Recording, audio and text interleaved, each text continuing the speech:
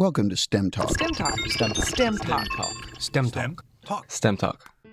Welcome to STEM Talk, where we introduce you to fascinating people who passionately inhabit the scientific and technical frontiers of our society. Hi, I'm your host, Dawn Carnegas, and joining me to introduce today's podcast is a man behind the curtain, Dr. Ken Ford, IHMC's director and chairman of the double secret selection committee that selects all the guests who appear on STEM Talk.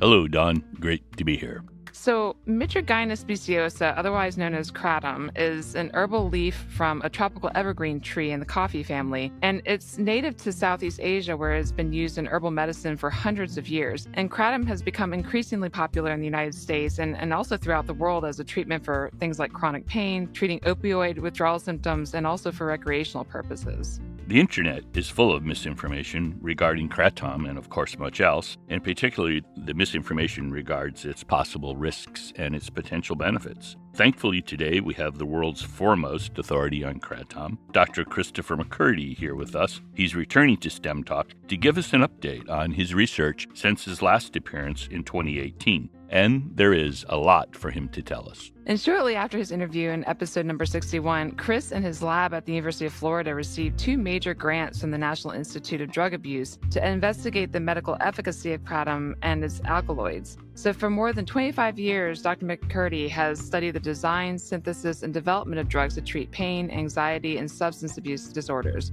So for the past 15 years, Chris and his lab have turned a lot of their attention towards kratom and its chemical components to better understand its potential to treat a number of different conditions. So Chris is a professor in the Medicinal Chemistry Department in the College of Pharmacy at the University of Florida, and he's also the director of the school's Translational Drug Development Core and an associate dean for faculty development at the University of Florida. Before we get to our interview with Chris, we have some housekeeping to take care of. First, we really appreciate all of you who have subscribed to STEM Talk, and we are especially appreciative of all the wonderful 5-star reviews.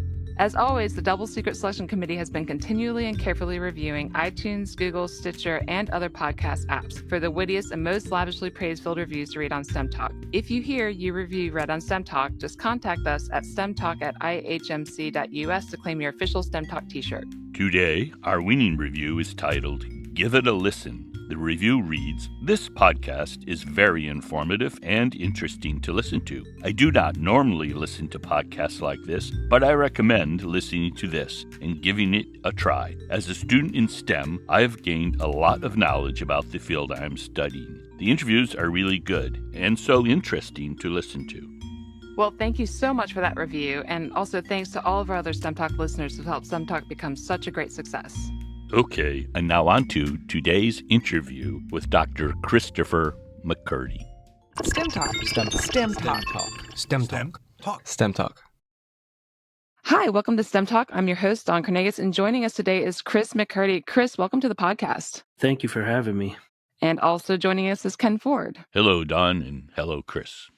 So, Chris, I guess I should say welcome back again. You were last on STEM Talk for episode number 61, which was released in April of 2018. And in that interview, we dove into your background, but much of that interview revolved around how you first became interested in kratom and what led you to devote most of your research to this specific plant. Kratom, or Mitragynous speciosa, as it's known botanically, is a traditional Southeast Asian medicine that has been utilized by indigenous populations for centuries for things like increasing endurance, enhancing mood, treating pain, and even mitigating opioid withdrawal symptoms. And a lot has happened since that 2018 interview. Since we probably have some listeners who aren't that familiar with kratom, can you just start off by giving us a short overview of kratom and why it's attracting so much attention these days?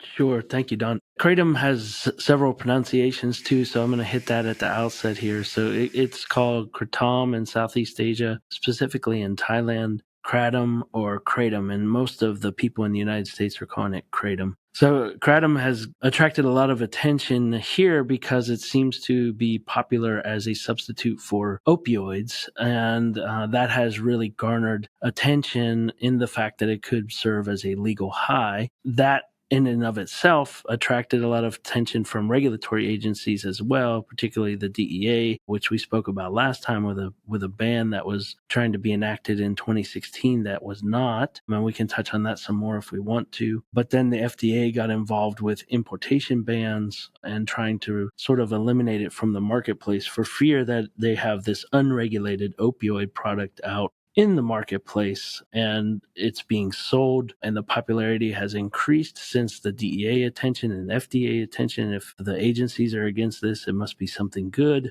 and that's created sort of a interest in the marketplace. And the other thing is that before the DEA and the FDA really got interested, there was a lot of use by individuals that was what we call more legitimate use, where they were truly using it to move off of prescription opioids or opioids that they were using for treatment of pain, but they weren't getting sufficient pain relief, and they were really having the depressive effects that opioids give you. In other words, they wouldn't want to get out of bed or off of their couch or really engaged with their families or their work. And Kratom seemed to offer an alternative to that, where they were able to sort of get energy. And one of the things that has been touted about Kratom is the fact that it does give energy, and in fact its traditional use was to boost energy for outdoor laborers in the hot, humid, tropical environment of Southeast Asia. So that's where a lot of the interest has come, and it has this sort of paradoxical effect of stimulation, but also euphoria. And so at low doses, it seems to give this stimulant sort of mood lifting effect that a lot of individuals are seeking and using this for. And then when you go to higher doses, you start to get a sort of sedative or euphoric effect, more similar to something that an opioid would be like. And so the pharmacology is very complex, and I'm sure we'll get into that, but that gives you kind of a rough overview. That's great. And also, Chris, there's a large community of users that have chronic pain. So you run into more and more people, NFL players and MMA folks, they're pretty beat up, and just older people with arthritic problems. I'm hearing more and more use, not as a recreational drug, but as a substitute for pharmaceuticals that they're otherwise prescribed. Yeah, Ken, that's right. There's a large group using this for treating chronic pain in and of itself, or in combination with CBD products, which we can touch on a little more as well. That's an interesting play with each other, but certainly Kratom alone is being popularized for exercise pain relief as well as sort of chronic pain relief. So there's a interest in the MMA world, as you mentioned. There's an interest in the bodybuilding world as sort of a pre-exercise enhancement and a post-exercise treatment for the pain and some of those things to get through those workout types. But yes, there's a lot of interest in pain. And in fact, that's one of the interests that we have as well. Our focus has been primarily looking at the opioid crisis and trying to understand how Kratom could be used in opioid use disorder or opioid withdrawal syndrome. But certainly pain is high up there, because pain is a really unmet need. Even though we have good, strong opioids, the problems that come with opioids are pretty clear. And we do need something desperately to be as efficacious in pain treatment, but hopefully without the liabilities. And we see that Kratom could certainly be something promising in that area. We are conducting a clinical trial at the University of Florida, not in humans, but in dogs. That clinical trial is focused on osteoarthritis treatment in companion dogs, so people's pets that are actually coming to the UF Vet School enrolled in this trial, receiving a formulation of Kratom that we've put together. And unfortunately, that trial's ongoing, so I can't really speak about it, but I can give you a hint that it looks like it's working well and tolerated well in the dogs so far. And there's a huge unregulated trial of probably 1 million or more users, human users. One hears it's quite efficacious, even in comparison to the pharmaceuticals that they were previously given. Correct. There's literature reports of anywhere from 1.5 to over 15 million users of Kratom right now in the United States. And those literature reports are based on sales and product sales that are in the marketplace. That would make sense. When we last talked, you were in the process of attracting funding to take a deep dive into Kratom, and it was sorely needed. I understand, and congratulations, that you were able to indeed secure some excellent funding from the National Institute of Drug Abuse. And as a result of this funding, you and your colleagues have been really very busy since we last talked. And these grants arrived, I think, about 5 years ago, right after, I think, our last discussion. And we'll explore some of the specifics later in our discussion. But could you give our listeners a general sense of what you're finding and your general approach to understanding Kratom? It is a lot of money, and thank you to the taxpayers and to the federal government reviewers who approved that study for us to conduct. It's two different studies, actually. One was entirely focused on pulling out all of the different chemical components of kratom and understanding the pharmacologies of them individually. So I like to equate this to a complex symphony orchestra where we take out each instrument and listen to the part that that instrument contributes overall, but realizing that when we're listening to that individual alkaloid or that individual instrument, it's on full blast and we're not taking it in the context that it would be within the full plant material or within that complex symphony orchestra, if you will. So that was one of the things that we had in front of us that was set with milestones. And so we had 2 years to really dive deep into the plant, extract and isolate and purify and characterize as many compounds as we could during that 2-year time period, and then sort of understand them in terms of what proteins they're binding to in the human system, and then what are the results of those interactions.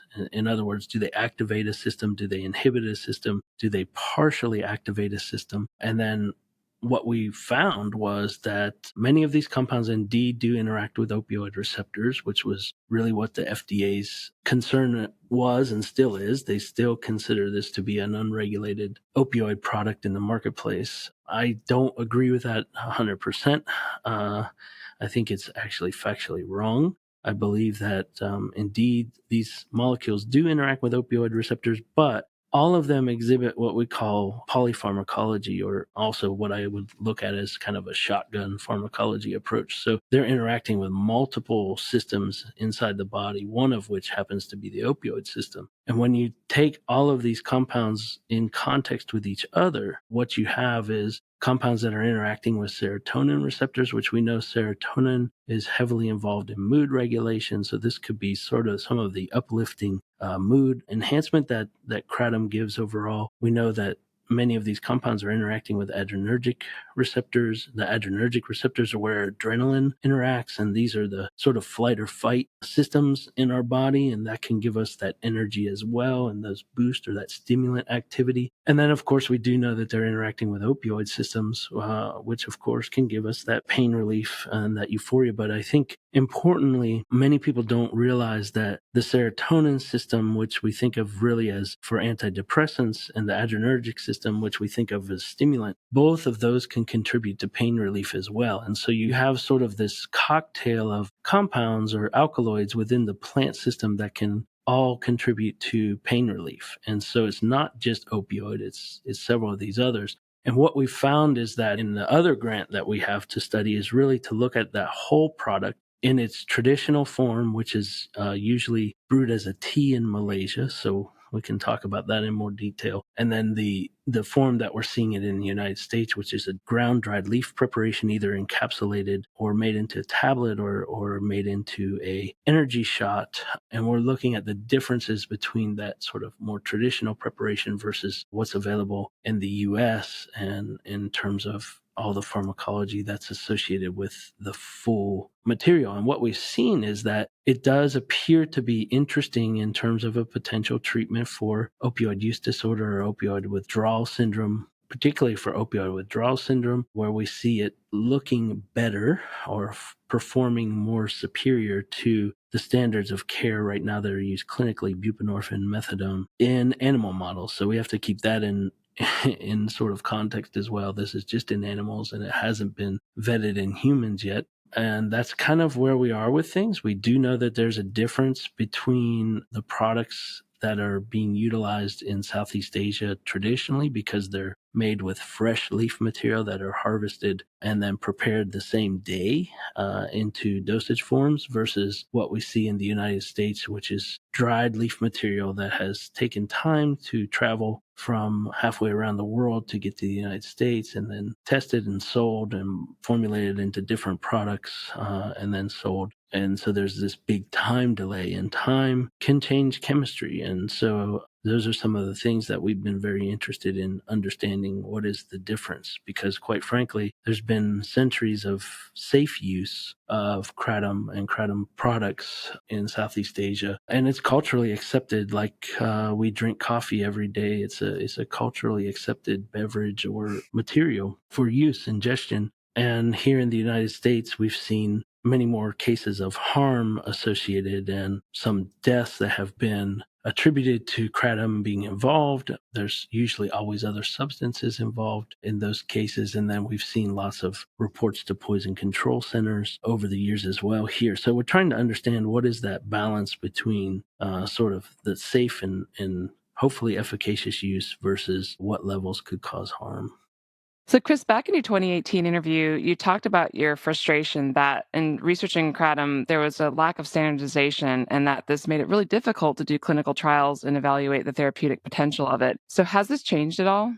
Unfortunately, it really hasn't changed. I think that the industry in the United States is doing a much better job of self-regulation in terms of putting out product that seems to be much more homogeneous and much more tested, if you will. So they're doing a lot of third-party testing to look at not only the alkaloid content to make sure that the product that they're selling actually contains the alkaloids that kratom is supposed to contain, but they're also looking at many of the things that the FDA would require for any type of food product or botanical product, dietary supplement. In other words, they're looking for heavy metal presence, they're looking for pesticide residues, they're looking for residual solvents that might have been used in the process of leaf drying or manipulation. And they're looking at bacterial load and fungal load on these products to make sure that what they're putting out there is as close to the pure leaf material as possible without any sort of bacteria or any fungus or any other chemicals that could have been used in that product that would pose a threat or a danger to someone taking that product. So I think we're getting closer, if you will, to a more standardized product. And what is a standardized product is even more complicated question now, because we've learned over the course of the last 5 years, we've been working closely with the University of Science Malaysia, which is basically the Science University of Malaysia in Penang. And they have access to growing farms, and we're able to actually harvest trees with the grace of the farmers and really study individual trees within these farms and look at the profiles of chemicals that are in those trees. And what's amazing to us is that they vary, which shouldn't be amazing. It's a natural product. It's a plant. But the varying concentration of compounds from tree to tree that are right next to each other in a field really make you wonder kind of what's going on. But the overall product that ends up is the farmers don't care about which tree is producing which chemicals. They all know they're Mitragynous speciosa. So they're harvesting these leaves in a large batch, and then you're making a tea from, multiple trees that are harvested, and those give you sort of an overall average, right? And what we're seeing in the marketplace in the United States is a very homogeneous average of products that are out and available now. We just completed and have not published yet analysis of over 350 products from across the United States. It's the largest scientific collection ever of products brought together and analyzed. And we were quite happy to see that they were all within a tight range of alkaloidal content for each of the different alkaloids that we looked at. We looked at 13 different alkaloids within that plant, of which only about 5 or 6 actually make it into the systemic blood supply when you ingest it. So we can talk about that in more detail as well. But it's really quite fascinating to see that we're getting closer to what I would consider a standardized product. We have put batches of leaf material down into stability studies, and we've fully characterized a lot of those that we're going to use for certain clinical applications. And so, getting to a standardized product, if you will, is really something that is going to vary from batch to batch. But as long as we can characterize each batch, it'll be better. And then finally, I think the most impressive and most exciting piece of getting to a standardized product is the fact that colleagues here at the University of Florida, Brian Pearson, in the horticulture department, has been able to successfully grow and propagate Mitragynous speciosa in Florida. And we've done that from cuttings, and we've done that from seed now. And we're producing our own material that we can track the entire history of, from the time it sprouted out of that seed until the time that we're ready to harvest the leaf material to use as a potential scientific study. And that's remarkable, because we can even get to the point where we can produce a fresh product, just like what we see used every day in Southeast Asia. So we're really getting closer to having the ability to standardize the entire process from seed to consumer, essentially. There's still a long way to go, of course, but I'm kind of pleasantly surprised and happy that the industry itself seems to be in a good spot in terms of products being fairly consistent. We do have outliers here and there, but I would say 95+% of the products out there seem to be within a very standardized range of each other, which is great, because if we would look to officially standardizing a product, we would then set limits for each of these different alkaloids and what range that should be within to be considered a standardized product. Were all the items you tested ground up leaf? No, so we've been able to test everything that's out there, including the concentrates. including concentrates, tablets, capsule formulations, energy shots, if you will. There's even a fermented kratom product now that's out, and we've tested that as well. I don't have any details on the fermented product yet, but there's a lot more things in that product than what you would see in the more traditional, if you will, the more common forms that we find in the marketplace in the U.S. There's a Thai product coming into the United States that's essentially flash freeze dried and shipped. And I was wondering if that was closer to the Southeast Asian approach and how that would compare to what's on the U.S. market. Did you see that one? Yeah, it's very interesting. In fact, we were just brought up to speed on it about a week ago from an individual, which is how we learn about most of the things that are happening out there. Someone will just contact us by email or phone and leave some information that sometimes is pretty common and we've heard many times, but this one was a new one on us. This individual said that this material that they're getting, which is fresh leaves that are harvested and then freeze dried, Right. and then it's ground up and then shipped, and they're putting it in 50-gram bags, which the typical kratom dose is somewhere between 2 to 3 grams of ground leaf material that individuals use powdered leaf, and this is being sold in, I think, 50-gram tea bags. We have not actually gotten the product yet. We ironically, we're getting the product today, this afternoon. So we'll be looking into that and testing it and figuring out what's going on. But the individual that alerted us to this actually said it's much more potent than many of the other products that they've been using, which would be a sort of turn in the opposite direction of what we think of when we think of the traditional use being a little more mild. So I think the idea there is that's sufficient material to make a very large amount of tea. And the person that told me about it is a chronic pain patient and was damaged in the war. And he thought it was interesting because the dose is very small for a big pain effect. His issue isn't really getting off opioids. It's just dealing with everyday life. Yeah, and it's interesting that you mentioned that, because what we've seen in terms of talking with people, particularly people that are using this on a daily basis and for a therapeutic benefit, or what they deem as a therapeutic benefit. I have to be careful what I say in that realm, because of course none of this is FDA approved or sanctioned. But what we're hearing is less is more. And so individuals that are using less of the material are getting much more benefit than if they try to push and make things more concentrated. And it's something we still don't understand from an animal perspective standpoint, because when we are treating animals with low doses, we are not seeing as much benefit in the pain space. We're seeing benefit in the opioid withdrawal space, which is very interesting at lower doses. But we still have to push the doses up higher to get the pain benefit. But if you look at it from a human equivalent dose, it's probably still on the very low end. Yeah, maybe 5 grams, something like that. We're actually seeing efficacy in mice at 1, 2, and 4 grams per kilogram, which is a lot of material. But then again, a mouse is like 20 grams. So when you think about how much we're actually giving them, it's much less.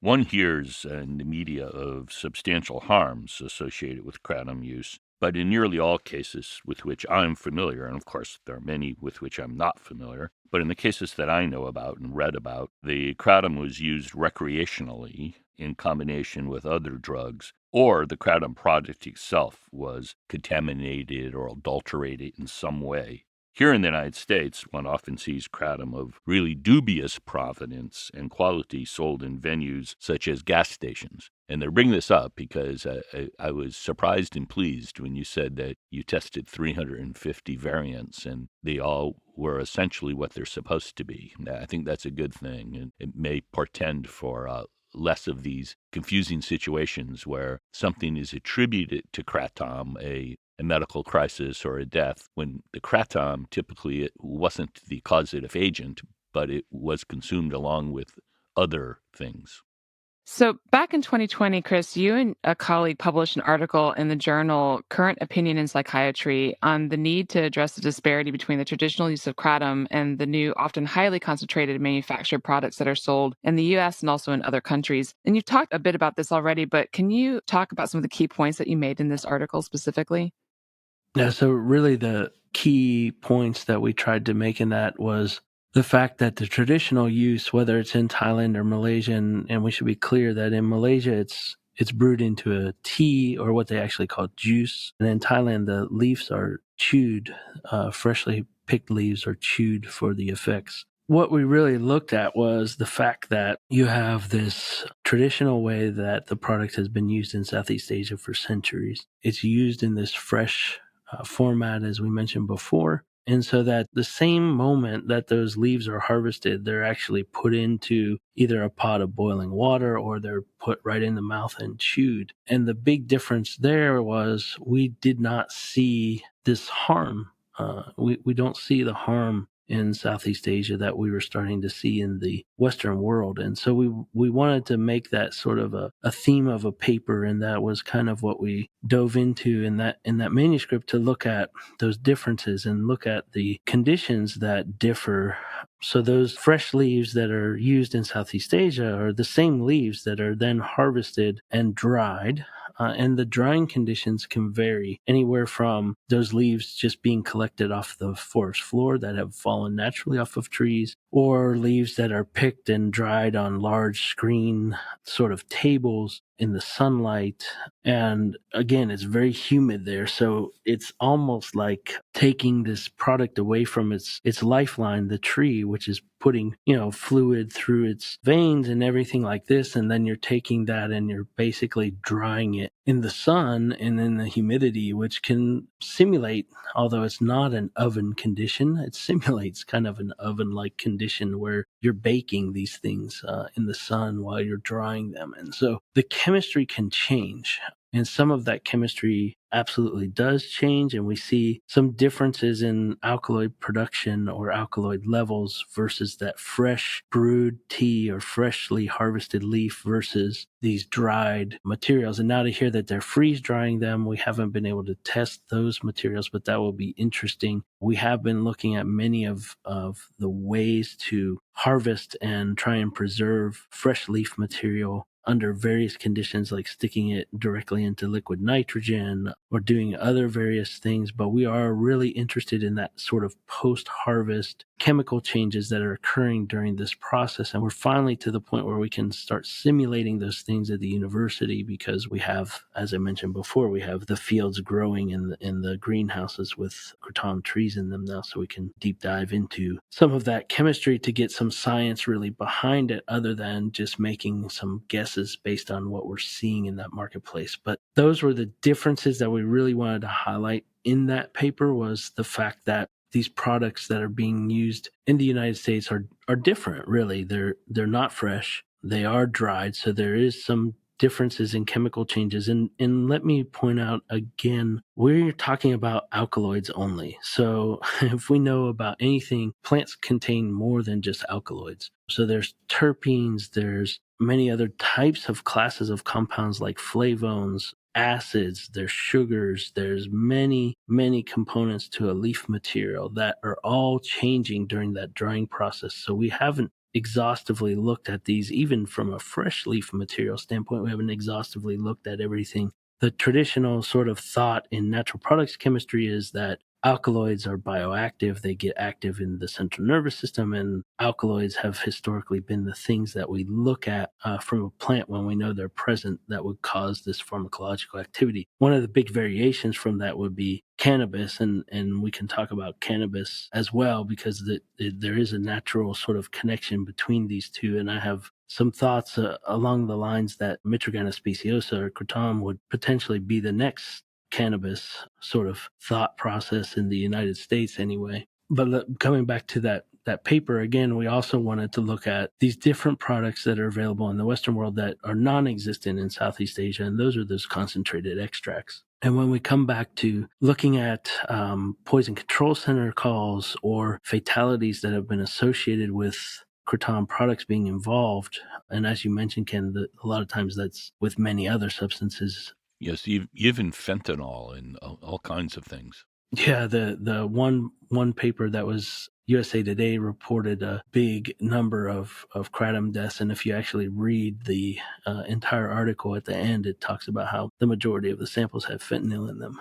So it was a very misleading, I thought, article in terms of the way that it captured out. But nonetheless, coming back to these concentrated extract products, those are the ones that are the products that are most commonly causing poison control center calls or commonly causing more of the problems or the harm that we're seeing in the Western world. And so that was kind of what we're contrasting, the differences between that fresh leaf material versus these sort of manipulated products that are available here and what we're seeing problems with. And I'm not an advocate for kratom on one way or the other, but I am very much one that wants to educate about it. I do believe that there's definite medical potential there. We just have to figure out where the balance is between the beneficial effects and the harmful effects. And that all comes down to the dose. As Pericles said, the dose is, the poison is in the dose. And so we really have to understand that aspect of it. And understanding where that needs to be regulated. You mentioned gas stations and some of the other places the product can be bought at. It's not an ideal thought process that these could really be medically beneficial, although they are starting to show up in some cannabis dispensaries as well as some of the more legitimate places. There was actually discussion between Walmart and Amazon to market, not between those two, but between Walmart and Amazon at one point to make kratom products available, but that didn't go very far because of the way the FDA and the CDC are viewing things. But I think that's kind of the real crux of what that paper was about. Following up on that, have you looked at how it may change, how the alkaloid mix or strength may change over time? So you talked about the initial processing, from the plant to the product, the drying and the grinding. Is time itself an issue, and is it one of sort of a linear degradation, or is it stable? It's a really great question, and I'm gonna tell you what I've been told anecdotally by folks in Malaysia that drink the tea every day. And what they say is that after tea has been brewed, you have essentially 2 days to use it. And after that fact, it's no longer beneficial. But we've actually looked at the alkaloid contents in those 2-3 day old, week old teas, month old teas. The alkaloid content stays relatively stable. Mm-hmm. And so it's some other types of molecules or chemicals that are within that sort of preparation that they're using, maybe causing some sort of sensation. There is a mention that there's a tingling feeling in the mouth when this tea is consumed, or even when the leaves are chewed. We don't know that that's necessarily coming from alkaloid. It could be coming from some other type of chemical present in the leaf material that we just don't know yet. Maybe it's that tingling sensation that goes away that they don't feel. We don't know the answer really to that question, but there is sort of this perception, at least in Southeast Asia, in the traditional sense, that the product is no good after a couple of days. No. Come back to what's available in the U.S. marketplace, we see that over time, the alkaloid content does stay fairly stable, even though it's changed a little bit relative to what you would see in a fresh leaf material preparation in Southeast Asia. It's not a drastic change, but it's a definite change. And what we see are more oxidative products within that dried leaf material, which makes sense since it's been exposed to air and water and whatnot. But what we're thinking, honestly, is that there's other chemical signatures within the plant that we just haven't explored yet that are definitely degrading over time, and some of this sort of thought process is changing in efficacy. But the alkaloids seem to be relatively stable. And I mentioned we're looking at products for future clinical trials where we've had to put encapsulated crushed leaf material into stability chambers, which is one of the ways that we look at the sort of how long can you use a drug product for. So this is where your shelf life sort of comes in, or your expiration date. And so far we've had stable kratom at room temperature for more than a year with just testing the alkaloids. So it's really not this sort of decay that you would think of. There is a slight decrease over time, but it's not something that would, what we would consider, fail a stability test. And we do know that if we do accelerated stability studies, so this is also common in the drug development world, where you take that material and you put it into a oven, essentially, that's looking at, say, 60 degrees with 75% relative humidity, and I mean 60 degrees Celsius, not Fahrenheit. And over a month's time, kratom will fail that test in just a month. And really, it's like putting it into an oven and baking it. So it's just like, trying to bake any material. If we stick some squash into a oven, it's going to change. There's going to be some caramelization, whatever is going to happen, right? So you see these differences. It's not a surprise. And some of these tests don't make sense for natural products. Absolutely. The same would be true for coffee or any other natural product. Absolutely. Or cannabis. Yeah. So, Chris, in 2018, you and your colleagues published a paper in the journal Addiction Biology, which reported on research conducted with rats, which looked at two of the major psychoactive constituents of kratom, mitragynine and 7-hydroxymitragynine, with an eye toward understanding their potential therapeutic value as well as their potential for abuse. So, Chris, can you tell us a little bit more about this study, its findings, and also the implications of what you guys found?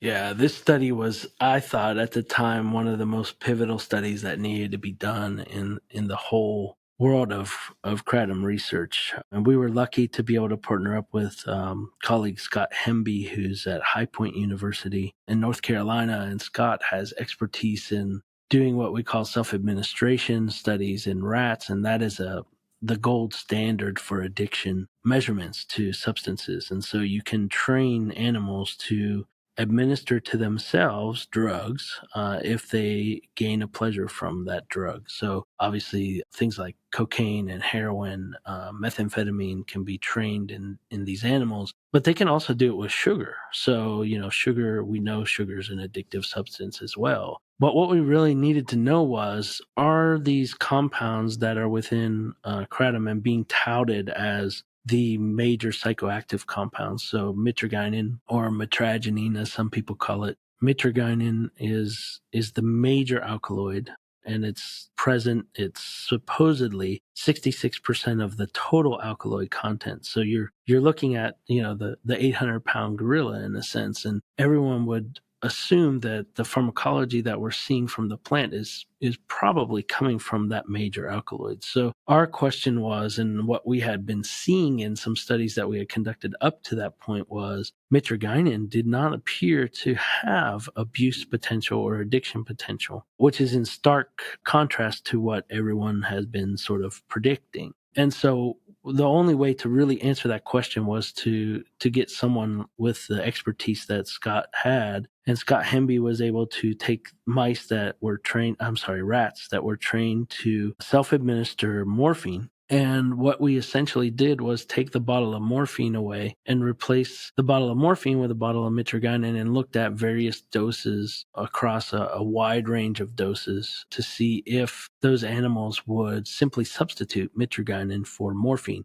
And across the board, we didn't see any substitution at any dose that was tested. They were all similar to saline, or just the blank sample. And that was a big finding at the time, which has been replicated again by others now, where mitragynine does not appear to have abuse potential itself as a single chemical. And that's the major chemical in the plant. And then the second chemical that's always been touted as being a important player in the pharmacology is 7-hydroxymitragynine, which is an oxidative metabolite of mitragynine. So this can be produced in our bodies by our livers and our intestines by enzyme conversion in our bodies. So this is a known active metabolite of mitragynine, the major alkaloid, like I said. But it also seems to be present in the plant material preparations that we see in the US. And I can come back to this a little bit more because we've learned a lot in that conversion process and about the products that are available right now. But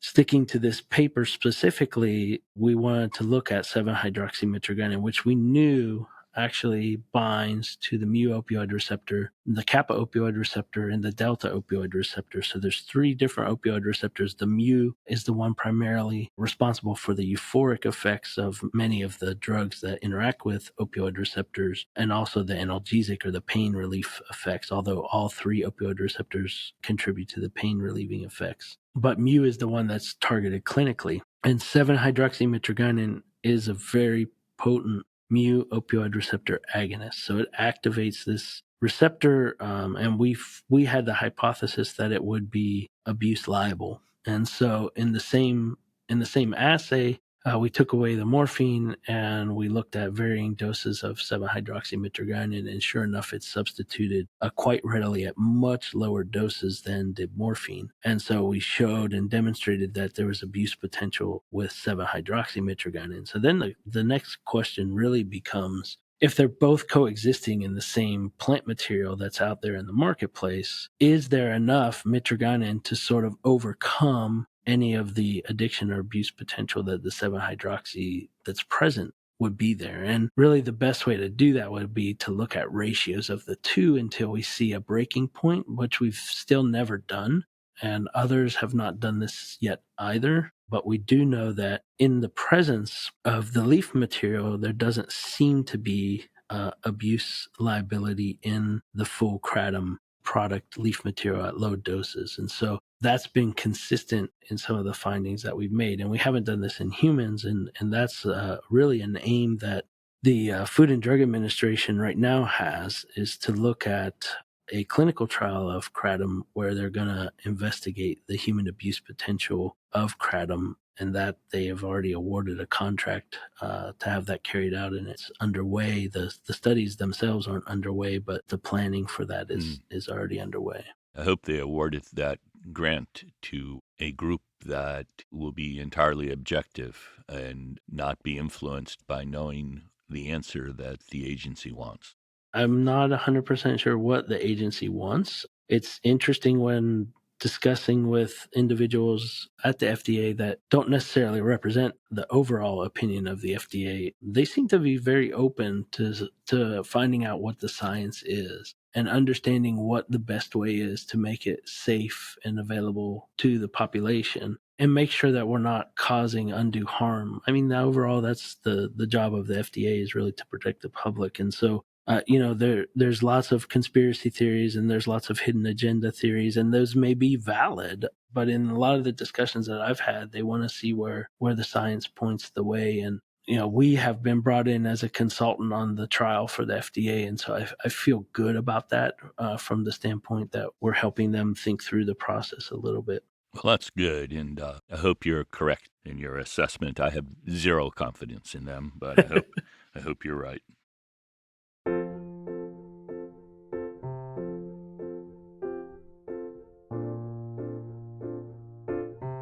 STEM Talk is an educational service of the Florida Institute for Human and Machine Cognition, a not-for-profit research organization investigating a broad range of topics aimed at understanding and extending human cognition, locomotion, health span, resilience, and performance.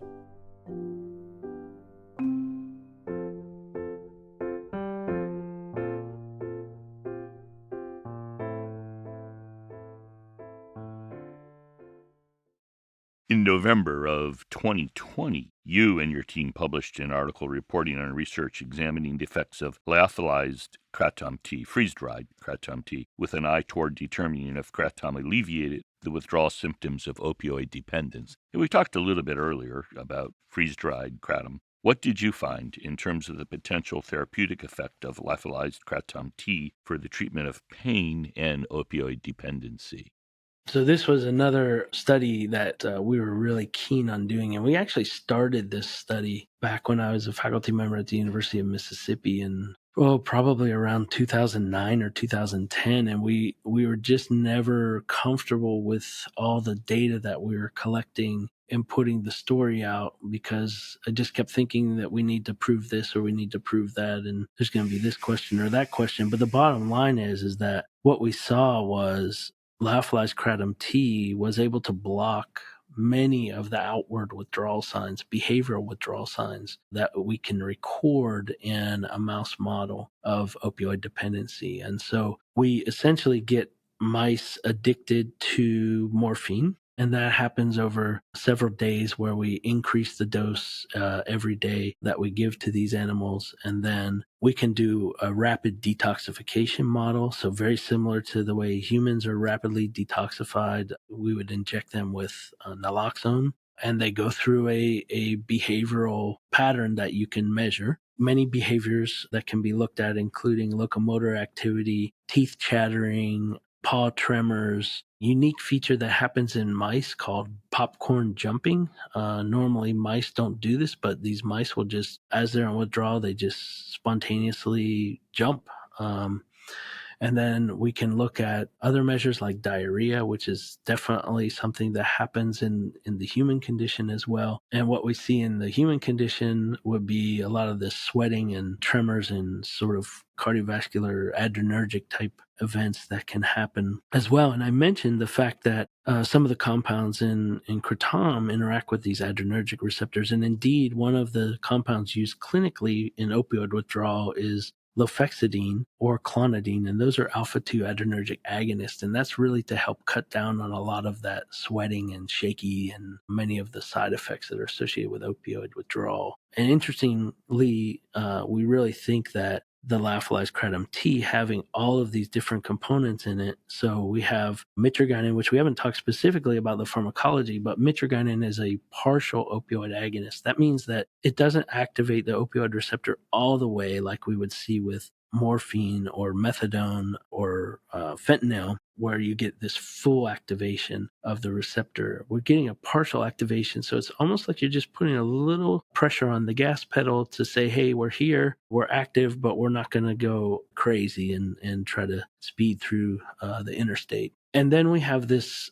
polypharmacology I mentioned before, where we're seeing serotonergic activity and we're seeing adrenergic activity. And so we think that within lyophilized Kratom tea, you have all the pieces necessary to treat all of the issues that are there with opioid withdrawal. So you're sort of still activating the opioid receptor so they don't go into complete shock in the body. From that, that's very similar to buprenorphine that's clinically used as Suboxone. It's a partial mu opioid agonist. But we have all the other benefits within the lyophilized Kratom tea of this multiple pharmacology going on that's counteracting some of these systems as well. And so we were very pleased to be able to finally quantify a lot of those behaviors. And what we did was we looked at using lyophilized Kratom tea for opioid withdrawal. We also looked at it in various conditions. And so we would look at just lyophilized Kratom tea by itself, where we gave it to animals for several days and then gave them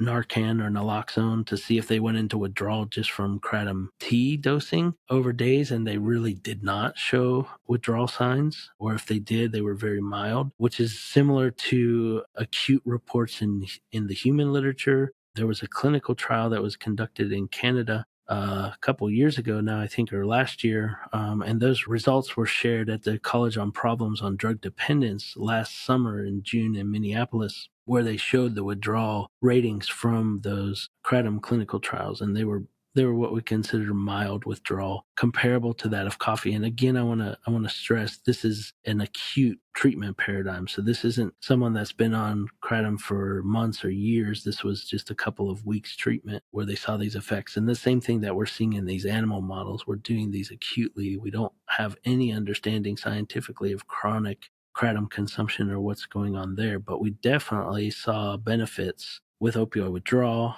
And we also looked at pain, and we looked at its ability to deal with pain. And certainly we see a pain relief that actually reaches what we call a ceiling effect, so that no matter how much more dose we gave to the animals, you couldn't get increased pain relief, but you would sort of level off at this pain relief maximal activity or ceiling of activity, which isn't full on like an opioid is, but it was there enough that these animals were getting relief. And so that's pretty consistent with what we hear anecdotally as well from humans. And so we think there's a lot of potential, and that paper has now garnered a lot of attention, a lot of references, and a lot of reads online, and is one of the more important studies, I think, that has been out there in the field, along with the one we discussed earlier with Scott Hemby and the abuse potential.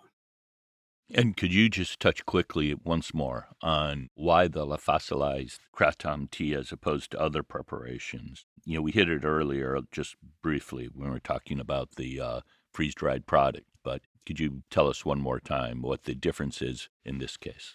So the lyophilized kratom tea, so let me back up. What is lyophilized too? We haven't really addressed that. Lyophilized is freeze-dried. Freeze-dried is, if you're in Florida and you've ever been to the Space Center, you can get freeze-dried ice cream. And that's essentially exactly what this is that we're doing. We brew the tea in the traditional sense with the leaf material. Then we filter the remaining leaf material off. We take that tea, if you will, we freeze it, and then we suck all of the water out of that through a lyophilizer instrument that leaves us just with a residue powder. And then that residue powder we can look at. And so that we wanted to do because we wanted to try and see if a more traditional preparation, in other words, the way that it's consumed in Malaysia as a tea, and albeit ours was with dried leaves and not fresh leaves like the traditional use, but we really wanted to see what that was going to be like, because what we're doing when we make a tea preparation is what we call aqueous extract, right? You're just using water. We use a little bit of citric acid in there, which is a lot of the way the traditional tea is produced. That citric acid acidifies the water a little bit to pull more alkaloid out of the plant material. But interestingly, the overall makeup and concentration of the alkaloids is very low in the aqueous extract when you would compare that to something like an organic extract. Like if we used methanol and we would pull out much more material. And so we wanted to really understand, is low good? Is the low concentrations sufficient enough to be therapeutic? And that's why we looked at lyophilized kratom tea. So we really did take the leaf material, make the tea, freeze dry it, and then dose that back to the animals. And we can do that with a full understanding of what the alkaloid profile is of that lyophilized tea product, because we can study that through what we call liquid chromatography, mass spectrometry, and we can analyze for each of those alkaloids and understand what's there. And based on that, we can then dose those animals. We've always used mitragynine, or that major alkaloid, as sort of the biomarker or guide, and we've dosed based on that, and everything else is relative to what we dose from there. But that's essentially why we were more interested in a kratom tea product, to try and more mimic the traditional use. It makes sense. And I'm wondering how that process, producing that particular tea by the method you described, will compare when you look at it with the fresh leaf that's freeze-dried and then shipped to the United States and then produced a tea. So it's sort of the opposite end of the process where it's being freeze-dried. You're actually freeze-drying the tea itself after you've made it, and they're freeze-drying the leaf. Right. And so we have a couple of interests there. One is we definitely want to characterize that freeze-dried leaf by itself first. We plan to brew tea with that as well. And we'll still go through the same process. So we'll re-lyophilize, if you will, the tea that we brewed. Yeah. And so we'll see how that compares to what we've been making here. And as I mentioned, we now have the ability to make our own fresh tea really exactly like it's prepared in Malaysia. Since we have trees growing here at the university, we can now do that. We did not do that in that paper that was published. That was all dried leaf material from the marketplace. That would be fascinating. Yeah. So you had an article that appeared back in January of this year and was tagged by the International Association of Pain Management as its paper of the week. And the viewpoint addressed the potential of kratom alkaloids to serve as treatment of various substance abuse disorders. And Chris, you proposed that kratom alkaloids, which are complex and unique, may serve as a blueprint for the development of novel therapies to treat these disorders. So can you talk to us about this paper and its findings? Yeah, so this paper was actually invited sort of editorial that we were asked by the editors of the journal to present a commentary on what we thought the current state was in terms of treating substance use disorders and what we saw the future of this work with. So we have definitely seen positive signals in the ability to treat opioid use disorder. We've talked about that already. We were also looking into this for treating methamphetamine or stimulant use disorders, which there is no FDA approved medication for treating stimulant use disorders. And we've seen some reduction in intake. And I would say this is again anecdotal because we published this with our colleagues in Malaysia, where we see decreased use of methamphetamine when individuals start consuming kratom tea. And so that was a very big signal for us to start looking at, could this really be efficacious in stimulant use disorder as well? And then alcohol. There's actually some grants that are funded now. We do not have one of those grants to specifically look at alcohol use disorder and the ability for kratom to treat alcohol use disorder. And there's anecdotal reports again where individuals that have been alcoholics and hardcore dependent on alcohol have started using kratom products, and they've significantly curtailed their use of alcohol, if not quit alcohol products altogether. And so there's an interest from many standpoints, and one starts to get a little bit gun shy and fearful that, are we looking at this as sort of the panacea for addiction? Could we use it for everything? And I'm not sure that we know the answer or if that's even possible, but certainly if you're able to treat depressants, which are what opioids are and alcohol is, and you're able to treat stimulants like cocaine and methamphetamine, then it could be more broadly applicable to other substance use disorders or even behavioral use disorders like binge eating or other types of addictions, shopping, gambling, sex.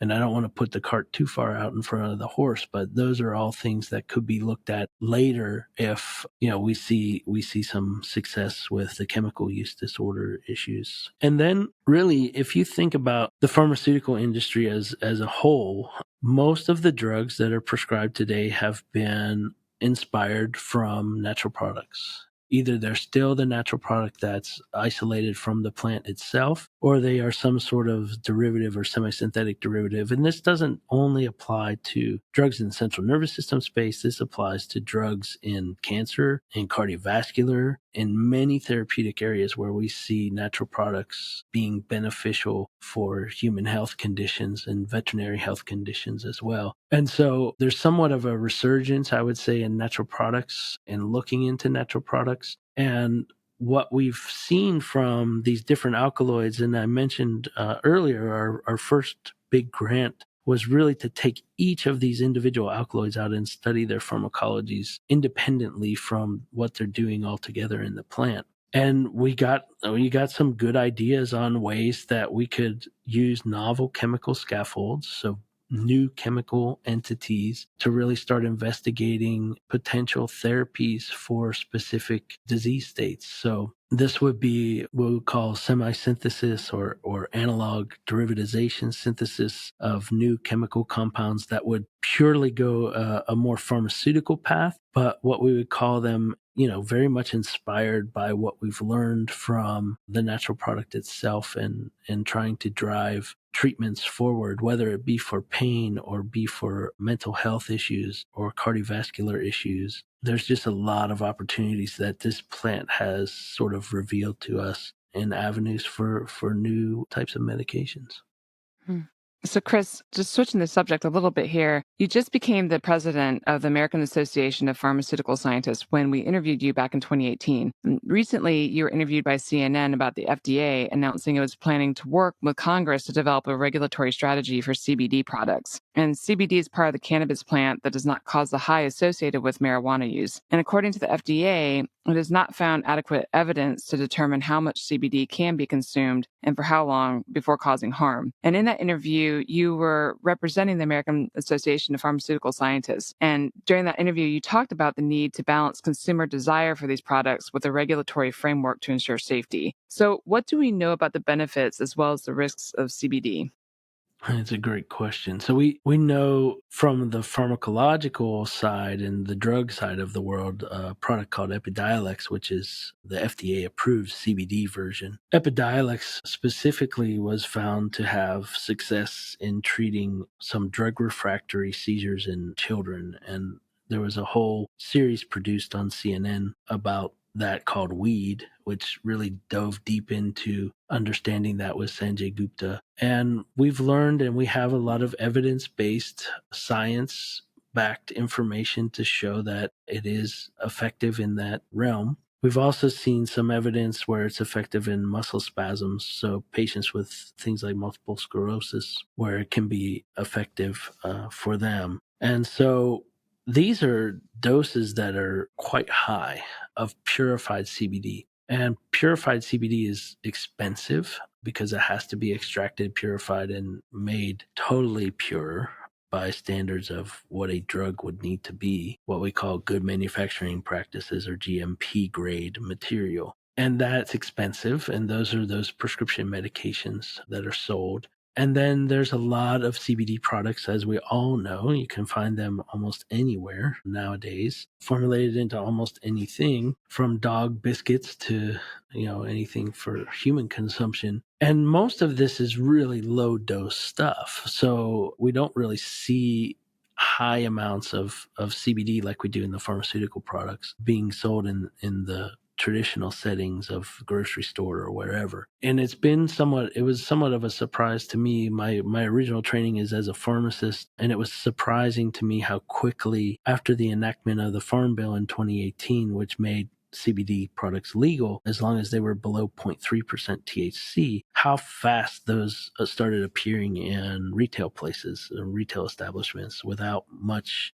sort of regulatory framework in place at all. And what we know about scientifically, even from the CBD studies that were conducted under controlled trials, again, they weren't chronic situations where we looked at long-term dosing of CBD and what are the effects. We do have some very nice longitudinal studies that have been done with cannabis in the literature. And I want to stress that cannabis is a natural product as well, just like Kratom, and these plants are changing over time. And so when they started studies 20 years ago or 30 years ago with cannabis, the chances of cannabis today being the same as it was in terms of THC content and whatnot is very different today than what it was then. So we can learn from these sort of long-term studies a generalization, but have to keep in mind that the product is changing and it's evolving as any natural thing would do, including humans. So there's this whole concern from the FDA perspective of what is chronic consumption going to be, and we don't know anything about that with CBD products. And CBD products can contain essentially a CBD isolate, which is mostly concentrated CBD, or it can be full spectrum or what they call broad spectrum product. And these all have varying levels of other cannabinoids within them and other terpenoids or terpenes that we hear about. And so there's no real standard product out there. There's no real standard way that this is. The boom for CBD products and everybody sort of jumped on the bandwagon once the Farm Bill went forward. And there's just this huge surplus of hemp that has been grown. In fact, there was a statement, the University of Florida had the state of Florida's hemp project to really understand how hemp could be an agricultural crop in the state of Florida. We learned that it can grow everywhere. It doesn't always stay as hemp, which is legally defined as 0.3% THC or lower. Sometimes because of our heat and humidity, the THC levels would push above that 0.3%. But the state really wanted to know, could we grow it and make it an economical boom for the state? And what happened was the amount that was able to be grown just in the state of Florida alone actually would supersaturate the entire demand in the United States. And so because of that, if you look at all 50 states growing under the Farm Bill and the interest that everybody thought they were going to make a ton of money, there's just way more CBD product in the marketplace than is demanded. And so the price for it dropped drastically from a farming standpoint, and the interest sort of waned as well. And that meant there was a lot of CBD products out there to be investigated. And there's this thing called Delta 8 that has crept in to the landscape now. We know the psychoactive component of marijuana is Delta 9 THC, and Delta 8 THC is just actually almost the same structure as Delta 9 THC. But the Delta stands for a carbon-carbon double bond. And in Delta 9, that carbon-carbon double bond is at the 9 carbon, and Delta 8, it's at the 8 carbon. So it's just shifted over one position. And then there's even Delta 10 products, and these can be synthesized from CBD. So they can take a CBD-rich product and then chemically synthesize this Delta 8 THC. And Delta 8 THC is not made pure. There's actually about a dozen or 2 dozen chemical byproducts of that reaction, which we have no idea what the safety or any of the findings of those different chemicals to be ingested would be. And so that's kind of where we start seeing this has been pushed into a space, although it's still technically legal. Now you're getting into a molecule that's similar to Delta 9 THC, which defines the cannabis space or the medical marijuana space, which can get you high. Delta 8 has a psychoactive effect. It's not quite as intense as Delta 9s. But this has been some of the concern now in terms of what products are available and what sort of regulations are out there around these. And there really aren't a suitable framework to say, what is there, what isn't there. The FDA says they are committed to finding a way to regulate these products and then balance that sort of consumer desire with safety. And hopefully what it does is establish a viable path forward for consumer needs while hoping to provide a level of safety with a natural product. And this would then serve, in my mind, as sort of a roadmap or a basis to start looking at other dietary ingredients or other natural substances where Kratom would hopefully fall into as well. And so that it could still be available in its product form for humans that are really looking for that benefit and not pushed into a regulatory category that blocks access. Because the last thing I think we really want to do from a philosophical standpoint is block individuals' access to Kratom, because then we push people back into opposite directions. If they're using it to get off of opioids or they're using it to treat pain independent of opioids, then that pushes them into options that may not be the best directions. Absolutely. Speaking of regulatory oversight, you were a strong advocate for the Florida Kratom Consumer Protection Act, which Governor Ron DeSantis recently signed into law. The bill requires products sold in Florida to meet a high standard of product purity. The bill also establishes labeling requirements and limits sales to consumers who are 21 years and older. Can you talk about this legislation and why you were such a strong proponent of it?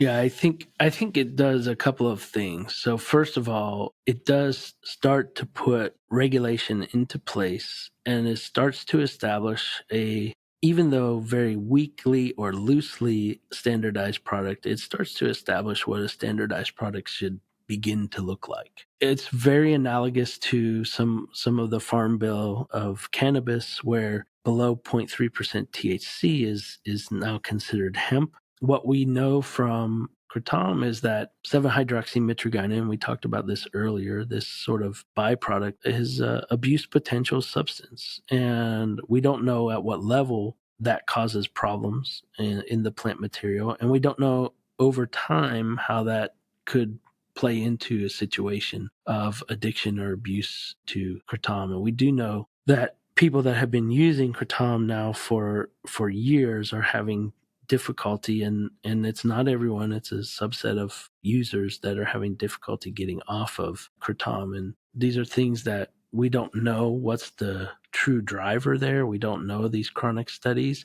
but certainly limiting the chemical that we think is potentially problematic within the plant material is important, and that's that 7-hydroxymitragynine. And so the Kratom Consumer Protection Act actually comes out, and based on a lot of the work that we've done, along with other of our colleagues have done, is shown that in the plant material, if it's less than 1% of that total makeup, it shouldn't be causing any problems. In other words, there's enough other molecules or alkaloids within the plant material that will counteract sort of the abuse potential. At least we know that in a short-term or acute setting. And so that was why it was very important for us to get behind that and not just really advocate. Again, I don't really like to say advocate, but it's really educate, and it's really get out there and make sure that everyone understands that this is what we need to start driving towards and what we need to be paying attention to and what we need to have as sort of a initial framework for some sort of regulation in the industry. And so setting limits on those things. Also, one of the biggest concerns that we've heard from law enforcement is that these products are available in gas stations, and kids can walk in there after school and buy Kratom products and consume what they want to try to get high, or if that's what their goal is, because it's legal and available to them. And again, the dose is in, the sort of the poison is in the dose. And so eventually, if enough of this is consumed, there's going to be a problem. Just like anything, if we consume too much of anything, it can be a problem. But law enforcement was indicating that they were finding kids with these products, acting goofy. And so we said, I think it's a good idea if you don't allow minors to buy these products. And then the American Kratom Association, who is actually the one that really advocates for Kratom use and legality, they're the ones that drafted the Consumer Protection Act, and they're the ones that came up with the age of 21, which, they asked several of us in the research realm, would that be something you would agree with? And of course, we agreed. We don't know anything about the effects of Kratom on the growing brain. And we do know scientifically that the brain doesn't stop full development until about 24 years old. When I learned that, it made it click as to why car insurance for guys goes down at 25. But it's a true fact of the matter. And we do have longitudinal studies of cannabis use showing that if kids start on cannabis use before their brain is fully developed, it impacts their IQ scores. And so we know that the IQ will be lower in children that have initiated cannabis use. We don't know that for Kratom use. And so why take the risk of developing something that could impact, your ability to contribute to society in the future when you're young? And 21, there's no rhyme or reason for that other than that was the age of alcohol use as well. So that was just what was chosen. But again, it's the first time that we have something in place that helps protect the consumers to understand that they're getting a product that contains what they feel they are buying, what they understand they are buying, and that it doesn't contain harmful things like pesticides or fungus or bacteria or heavy metals. And so all of this has to go through rigorous testing, and the products that are put on market in the states with this Consumer Protection Act have to keep track of those testing records and whatnot. And so in my opinion, it's a really good step in the right direction. It's not optimal, but it also does something else. It also makes it a legal product in that state. And so it's not now a banned product or a regulated product from a schedule perspective in those states. And it makes it so that the product can be available to consumers of legal age as long as it meets these requirements. So that's why we were happy to see this move forward. Absolutely. I can see the benefits of that bill. Well, Chris, fantastic answer and fantastic work that you've been doing. And your plate has certainly been full these past 5 years. So looking ahead to the next 5 years, what research and projects do you see on the horizon?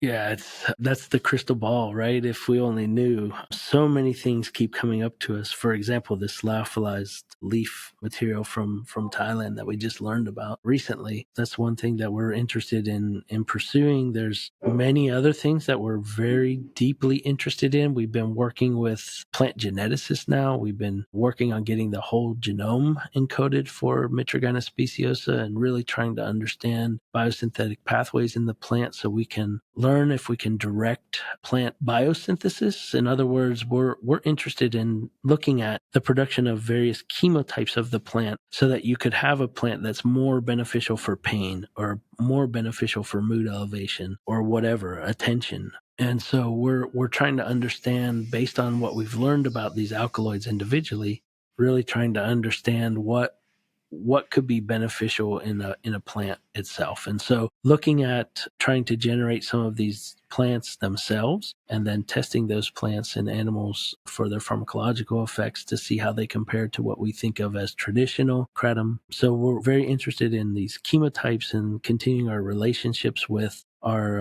horticulture and agricultural colleagues here at the university and seeing where that all goes. We're interested in some of the other Mitragyna species. So there's multiple species, not just Mitragyna speciosa. There's Mitragyna diversifolia, Mitragyna hirsuta, et cetera, et cetera. We've been actively pursuing getting all of those plant germplasms and materials into the University of Florida and really trying to understand what are the chemical makeups of those plants, how similar are they to Mitragyna speciosa, how different are they, what are the potential therapeutic uses in those plants. And then we've been talking in great detail with our colleagues in Malaysia to look at plants that are used, and this is an interesting thought, plants that are used when they run out of kratom. So what do they use to replace kratom with when they run out of it? And so there are plants that they're using. And so we want to study those plants as well to see if there's another wave of potential plant-based medicines that we could be looking at.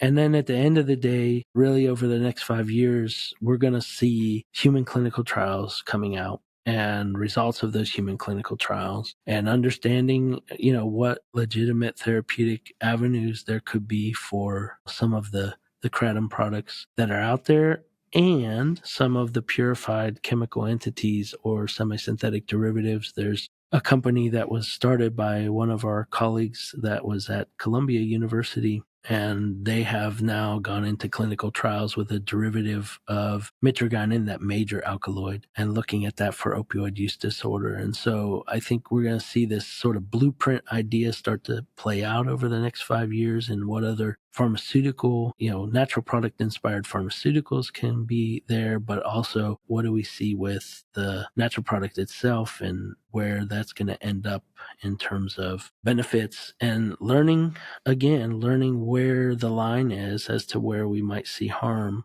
And lastly, I'll just kind of throw this out there. We've been working with several experts in ethnopharmacology and are very interested in doing a similar deep dive into another famous plant that has been sort of neglected and forgotten about, but that's the coca plant, where cocaine was extracted from. And cocaine was sort of the baby, and the coca plant itself was sort of the bathwater that was thrown out. But there's lots and lots of interesting molecules within that plant that have been sort of understudied, if not studied at all. And we want to figure out a way to start investigating the coca plant. An interesting fact about the coca plant that a lot of people don't realize, of course, it was originally in the formulation of Coca-Cola with cocaine in it. And by the way, a total aside, if you're interested in soft drink history, it's a fascinating thing to go study what 7-Up was, what Dr. Pepper was. All these things had medicinal purposes. But Coca-Cola itself had cocaine in it, and then what they did is they decoconized the coca leaf extract. And so cocaine is not part of that. You won't test positive or get any benefit of cocaine if you drink Coca-Cola these days. However,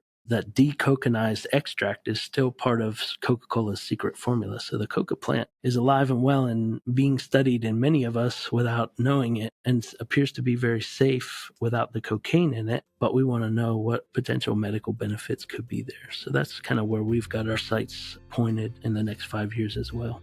That's fantastic and so exciting, Chris. And we've had such a great time chatting with you today. And we recently read that you rarely give interviews, so we feel very special that you took the time to talk to us today. So thank you again. It's hard to find time to do these things, but when it's the right outlet and the right altruistic way to get the information out and educate, I'm happy to provide interviews and really happy to be able to come back and chat with you all again after 5 years, because so much has happened and who knows where we'll be in another 5 years. I think it's exponential. Well, we'll look you up in 5 years, but these last 5 years, you've been amazingly productive, and congratulations. Thank you. STEM Talk. STEM Talk. STEM Talk. So, Ken, there's been so much confusion and misinformation swirling around kratom, and what has been needed is deeper scientific understanding of kratom and also its effects. And that's exactly what Chris and his team are giving us, which is fantastic. Absolutely. It's important work that Chris and his team are doing. The DEA and the FDA have seemed intent on banning kratom without any compelling scientific rationale, in my view. But as we discussed today, Chris and his team may play a key role in determining kratom's legal fate. Personally, I hope it remains available to the millions of people suffering from chronic pain and for those who are struggling with opioid addiction. At this point, it sounds as if the pluses of kratom far outweigh the minuses, but more research is needed. Agree with you, Ken. And if you enjoyed this interview as much as Ken and I did, we invite you to visit the STEM Talk webpage where you can find the show notes for this and other episodes at stemtalk.us. This is Dawn Carnegie signing off for now. And this is Ken Ford saying goodbye until we meet again on STEM Talk.